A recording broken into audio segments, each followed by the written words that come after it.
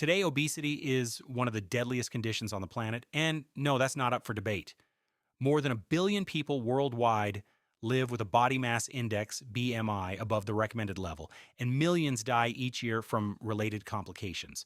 But how much weight can your body handle before giving out? Is there a real limit, or do we simply accumulate pounds until a complication stops us? Let's look at the science behind how much weight your body can support and what happens when you push it to the extreme. Obesity isn't just a matter of aesthetics or how many calories you eat, it's a complex chronic disease. In many cases, it is related to excess calorie consumption, but genetics, hormones, the environment, and even the gut microbiota also play a role. To understand its risks, we need to talk about the well-known BMI, the body mass index. It's a simple formula you can calculate right now. Basically, it's your weight divided by your height squared. This helps us classify weight from overweight to morbidly obese. Of course, it's not perfect because it doesn't distinguish between muscle and fat, but it's the most widely used tool for understanding the problem. With this in mind, we can begin the video, the beginning of being overweight. It all starts silently, a few extra pounds that don't seem like much, 5, 10, maybe 15. In an average person who's 5 feet 7 inches, this already means a BMI of 25, which science calls overweight. At this point, you can still run, play soccer with your friends, or climb stairs, but something changes.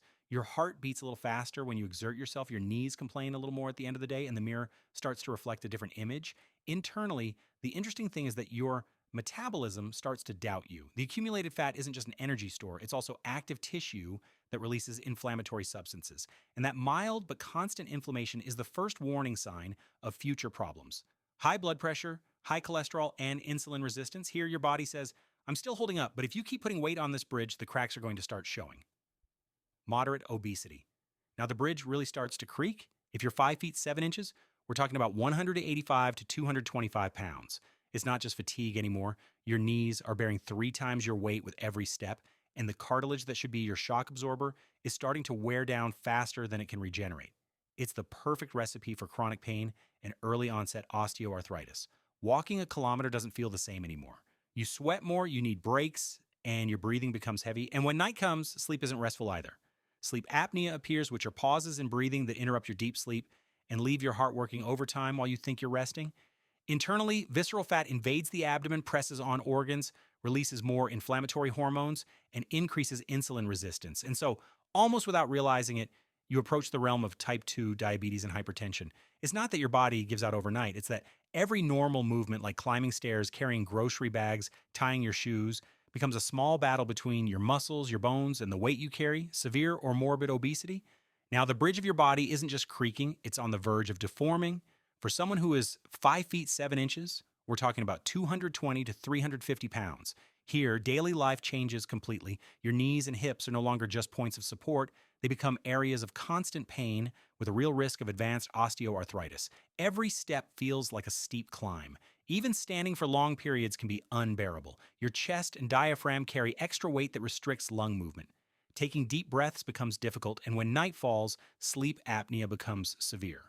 Loud snoring, pauses of more than 20 seconds without breathing, enough to lower oxygen levels and push the heart to the brink of collapse.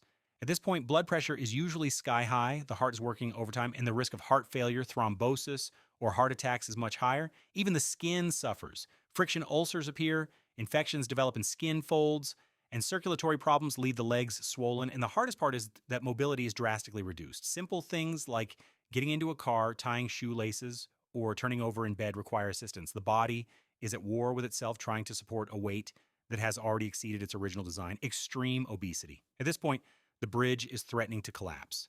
For someone who is 5 feet 7 inches, this means 350 pounds and almost 650 pounds. The body becomes a prison. The joints can no longer withstand the strain. Knees, ankles, and hips become deformed. Often they require prosthetics or become practically immobile. Bones, although hard structures, weren't designed to withstand so much pressure constantly. The heart works like the engine of a Nissan Suru trying to move a truck. It beats faster, harder, but eventually it tires. Heart failure is common, and heart attacks threaten to kill you at any moment. Breathing becomes a challenge. The weight on the chest and abdomen compresses the lungs, and obesity hypoventilation syndrome develops. Basically, not enough air gets in, CO2 builds up, and the blood loses oxygen. Even when you're awake, you can feel short of breath. The skin also collapses.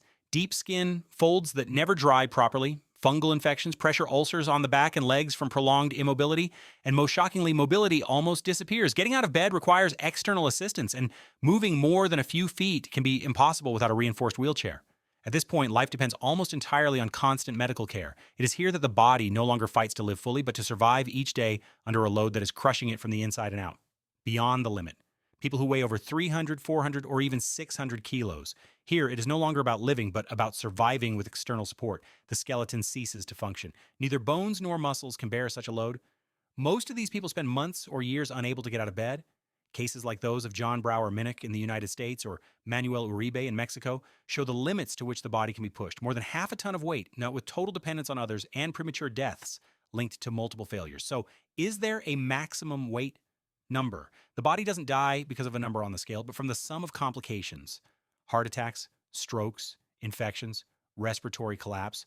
But what we do know is that beyond a certain threshold, the body stops fighting to live and only resists until one of these complications brings it down.